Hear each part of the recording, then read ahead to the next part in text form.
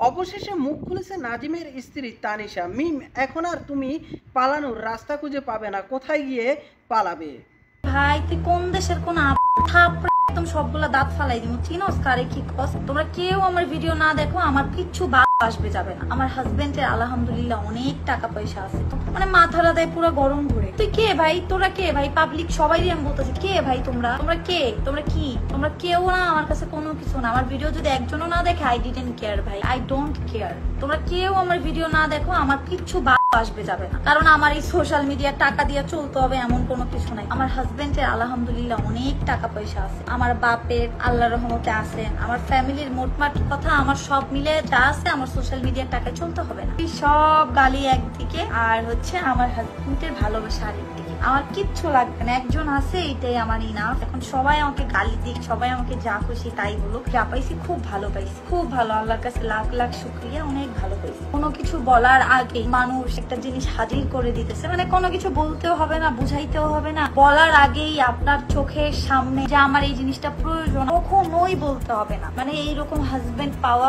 অনেক ভাগ্যের ব্যাপার। সো তোমরা ভাই কমেন্ট বক্সে গালাগালি করো, আমি তো অনেক খুশি, অনেক। আজকেও আমাকে বলতেছিল যে একটা ডায়মন্ডের নোজপিন কিনা পড়তে। কিছু মেয়ে মানুষ, কিছু ছেলে মানুষ থাকে না যে বুঝায় আমাকে এইটা দাও সেইটা দাও, তারে বুঝাইতে হয় না, তারে যদি একটু বলি সে বাকিটুকু এমনিই বুঝা নেয়। সো আল্লাহর কাছে লাখ লাখ শুকরিয়া, অনেক অনেক শুকরিয়া। আল্লাহ যা দিছে ভালো দিছে।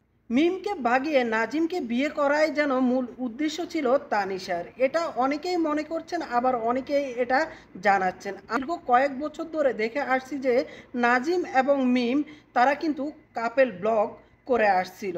এর মধ্যে কিছু মানুষ তাদেরকে খুবই ভালোবাসতো, আবার অনেকেই ঘৃণা করতো, মানে প্লাসে মাইনাসেই ছিল। কিন্তু হঠাৎ করে তাদের এই সুখের সংসারের মধ্যে কালো অধ্যায় হিসাবে নেমে আসে তানিশা নামের একটি নাম, আর তাতেই তাদের সুখের সার ভেঙে চুরমার হয়ে গেছে।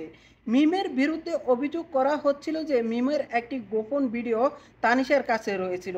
মিম একটি ছেলেকে অসম্ভব ভালোবাসতো এবং কি সেই ছেলেটির সাথে শারীরিক সম্পর্ক করেছে, আর সেই ভিডিওটা রয়েছিল তানিশার কাছে। যখনই নাজিমকে এই ভিডিওটি তানিশা দেখালো, আর হুট করে নাজিম মিমকে ডিভোর্স দিয়ে দেয়। আপনার বউ যার সাথে আপনি 2-3টি বছর ধরে সংসার করছেন, আর সেই বউটাকে এমনিতেই ছেড়ে দিচ্ছেন। যাই হোক, সেটা আপনাদের ব্যক্তিগত ব্যাপার, কিন্তু আপনি বিশ্বাস করছেন কাকে? তানিশাকে।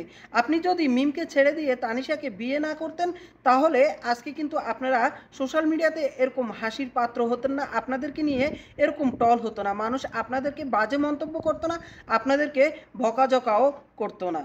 তবে আপনি মিমকে তাড়িয়ে তারই বান্ধবী তানিশাকে বিয়ে করার পর থেকে আপনাদেরকে নিয়ে সোশ্যাল মিডিয়ার মধ্যে ব্যাপক পরিমাণ সমালোচনা হচ্ছে, মানে এক প্রকার ঝড় বয়ে গেছে মনে হয় আপনাদেরকে নিয়ে।